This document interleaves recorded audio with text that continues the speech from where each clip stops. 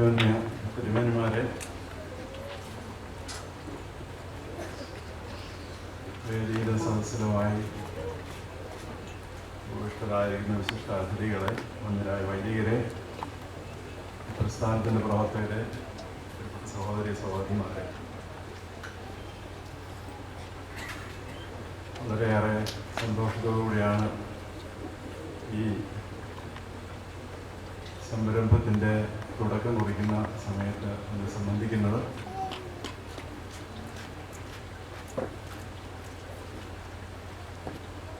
മനുഷ്യന് ആവശ്യമുള്ള പ്രസ്ഥാനങ്ങൾ തുടങ്ങുന്നത് വളരെ പ്രയോജനപ്രദമാണ്.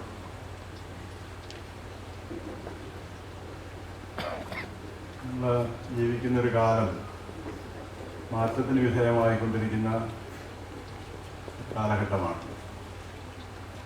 ഈ കഴിഞ്ഞ 10-30 വർഷത്തെ മാറ്റം എന്തുമാത്രമാണ് എന്ന് പ്രായമുള്ളവർക്ക് കൃത്യമായി നിരീക്ഷിക്കുവാൻ സാധിക്കുന്നതാണ്. അതായത് കഴിഞ്ഞ കാലങ്ങളിൽ ആവശ്യമായിരുന്ന സംരംഭങ്ങളല്ല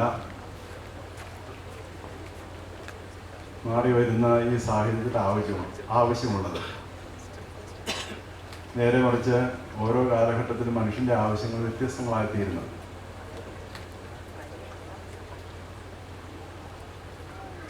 ഈയിടെയായി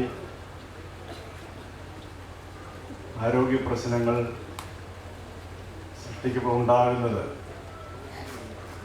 20-30 വർഷം മുമ്പ് ഉണ്ടായിരുന്ന ആരോഗ്യ പ്രശ്നങ്ങളല്ല. നേരെ മറിച്ച് മാറിയ ഒരു പശ്ചാത്തലത്തിൽ പുതിയ രോഗങ്ങളാണ്. ഭക്ഷണം, വ്യായാമക്കുറവ്, പുതിയ കാലഘട്ടത്തിൻ്റെ പ്രത്യേക സവിശേഷതകൾ ഉണ്ടാകുന്ന രോഗങ്ങൾ.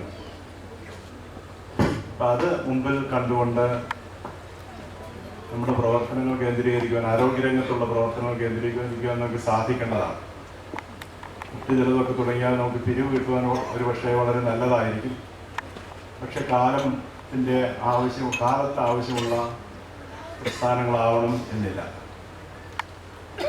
വളരെയേറെ രോഗികൾ വൃക്കയുമായി ബന്ധപ്പെട്ട അസുഖങ്ങൾ ബാധിക്കുന്ന ഒരു കാലഘട്ടത്ത് അതിനൊരു പരിഹാരം കണ്ടെത്തുവാനുള്ള ശ്രമമാണ് ഇവിടെ നടക്കുന്നത്. അതുകൊണ്ട് തന്നെ ഈ സംരംഭത്തിന് എല്ലാ ദൈവാനുഗ്രഹങ്ങളും ആവശ്യമുണ്ട് എന്ന് നമുക്കറിയാം.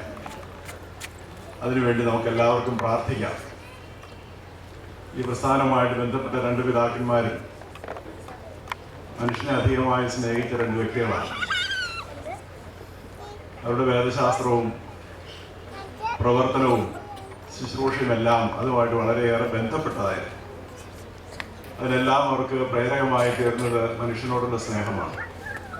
ആ സ്നേഹം മാറി വരുന്ന ഒരു കാലഘട്ടത്തിലും നിലനിർത്തുവാൻ ഈ പ്രസ്ഥാനത്തിന് ഇടയാകട്ടെ. അതിന് നേതൃത്വം നൽകുന്ന കുർലോസിനും സഹകരിക്കുന്ന എൻ്റെ പ്രവർത്തകർക്കും എല്ലാം സാധിക്കട്ടെ എന്ന് മാത്രമാണ് എൻ്റെ ആശംസയും പ്രാർത്ഥനയും. ഈ പരിപാടിക്ക് മുമ്പ് ഏൽക്കുന്നതിന് മുമ്പ് തന്നെ മറ്റൊരു പരിപാടി ഞാൻ ഏറ്റിരുന്നുകൊണ്ട് അതിൻ്റെ സമയം കൂടി സമയത്ത് വന്ന് സംബന്ധിക്കേണ്ടതായ ബാധ്യതയുണ്ട്. അതുകൊണ്ട് പ്രസംഗം ചുരുക്കുകയും ആശംസകൾ അവസാനിപ്പിക്കുകയുമാണ്. എൻ്റെ ഓർമ്മ ശരിയാണ്, ഈ കല്ലിട്ട കാലത്തും അവിടുത്തെ ഏലിയാസിൻ്റെ ഒരു മരണം എന്ന് നിർബന്ധിച്ചാണ് അന്നും ഇതുപോലെ സാധിച്ചില്ല. വീണ്ടും ഒരിക്കൽ കൂടി അത് ഉണ്ടാകാതിരിക്കുവാനുള്ള ശ്രമത്തിൻ്റെ ഫലമായിട്ടാണ് ഈ സമയത്ത് ഞാനിവിടെ എത്തിയത്. ഒരിക്കൽ കൂടി ഇതിന് നേതൃത്വം കൊടുക്കുന്നവർ വ്യക്തിപരമായി കാണിക്കുന്ന സ്നേഹത്തിന് പ്രത്യേകമായ നന്ദിയും ഈ സമയത്ത് പറയുന്ന സംരംഭത്തിന് എല്ലാ ഭാവങ്ങളും നേരുന്നു. എല്ലാവരെയും ദൈവം അനുഗ്രഹിക്കും.